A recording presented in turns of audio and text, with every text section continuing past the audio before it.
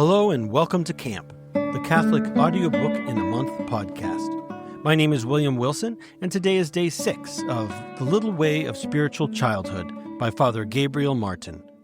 I will be reading Chapter 3, Section 1 through 2, which corresponds to page 16 through 20 in the paperback.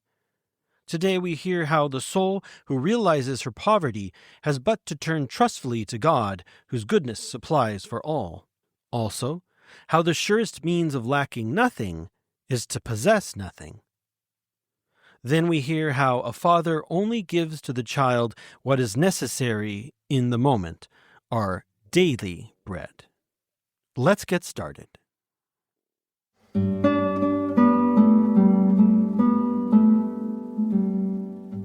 Chapter 3. Poverty. The second characteristic mark of the life of childhood is poverty. In the eyes of Saint Therese of the infant Jesus, spiritual poverty was of very great importance. Accordingly, she assigned to it a place of quite first rank in the heart of the little ones. Nature, moreover, will so have it. Even amongst the rich, the child possesses nothing of his own. Everything belongs to his parents, who themselves give him what is necessary according to his needs. After his example, the soul who enters into the way of spiritual childhood must look upon herself as possessing nothing of her own. Section 1. The spirit of poverty shelters the soul from want by accustoming her to look to the good God for all things. This, in the opinion of Saint Therese, was the surest means of never wanting for anything. She drew her conclusions from what takes place amongst the poor. Even in the homes of the poor, she explained, they give to the little child what is necessary for him. But when he has grown up, his father will maintain him no longer, and says to him, "Now work, you can provide for yourself." Well, it was to escape ever hearing that, she added, that I have never wished to grow up, feeling myself incapable of earning my living, the eternal life of heaven. For I have never been able to do anything of myself alone. I have then always remained little, having no other occupation than that of gathering the flowers of love and sacrifice and offering them to the good God for his pleasure. One could not reason better, nor more lovingly, nor more wisely. Just now the child of Providence was saying to her Father in heaven, "I can do nothing, be thou my strength." Now she adds, "I have nothing, be thou my wealth." After that, how could a father so good and so rich as is the good God leave her in want, while earthly fathers, so far behind his divine goodness, take so much pleasure in granting the least desires of their little children? In like manner, the soul who realizes her poverty, who sees herself to be without virtue and without courage, incapable of any good, powerless in the face of the least sacrifice or of the least temptation, and who sincerely recognizes it, has but to turn trustfully to him whose goodness supplies for all. A cry from her heart, a word, a gesture, a look will suffice, the simplest prayer being always best. And the Father who from the heights of heaven looks lovingly on all that is little and humble will come to the help of his child. From this it follows that the child's surest means of lacking nothing is to possess nothing, and to expect all from the good God.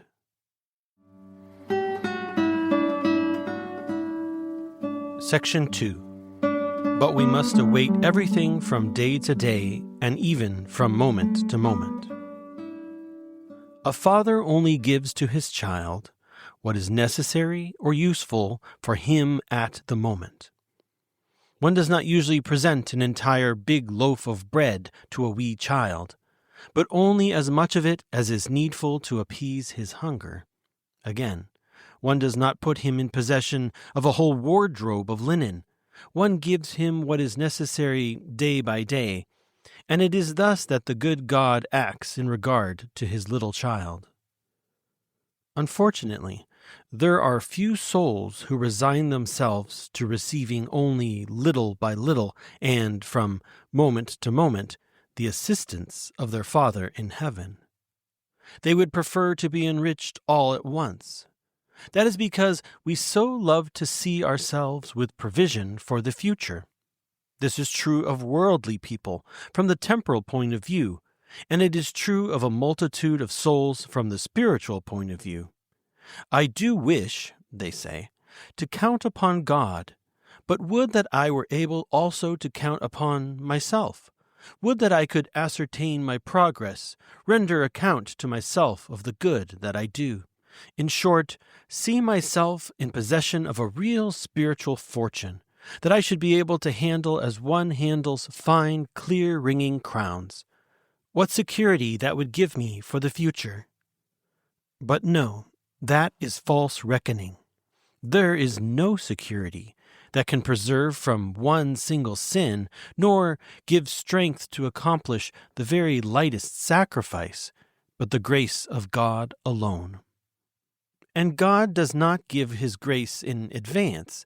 Is not this grace called actual grace, to denote that it is given only at the moment of need? And it is necessary that the gift of it be renewed at every moment. Many a time have I noticed, wrote St. Therese, that Jesus will not give me provision for the future. He sustains me from moment to moment with nourishment that is ever new. I find it in me without knowing how it is there. I believe quite simply that it is Jesus himself, hidden in the depths of my poor little heart, who acts in me in a mysterious manner and inspires me with all he wills me to do at the moment. Again, she said, let us deem ourselves of the number of quite little souls whom the good God must every moment sustain. Now, God wills that we should ask this grace of him just as he gives it, day by day, the better to keep us in dependence upon him and to oblige us to have recourse to him continually. It is not the bread of the whole year, but the bread of each day that he has taught us to ask for. Give us this day our daily bread. Thus thought and thus prayed the little Therese. What matter it to me, Lord, if the future somber be? To pray thee for the morrow, ah, no, not there my way. Keep thou my heart pure. Let thy shadow cover me only for this one day. In this manner the soul can practice spiritual poverty, though all the while loaded with graces, and, as it were, bowed down under the weight of the riches of heaven. And the avowal that she humbly makes before God of her poverty, in a measure forces her good Father in heaven to open to her yet more fully his divine treasures. That's all for today. I hope you enjoyed the reading. Tomorrow I will read Section 3 on how it is necessary that the gifts of God be received and kept without the spirit of ownership. We'll hear Section 4 on remaining poor for life and Section 5 on the consequences of this approach. If you have enjoyed today's podcast, please subscribe, rate, share, and help us grow. Also, please check out oratebooks.com, now featuring a short method of mental prayer. In just 72 pages, Father Rodolfi provides a sure method for practicing Catholic meditation and mental prayer, available as a free PDF or in paperback. That's oratebooks.com. To learn more about us and for past episodes, please visit camp.fm. Thanks for listening, and I'll see you tomorrow.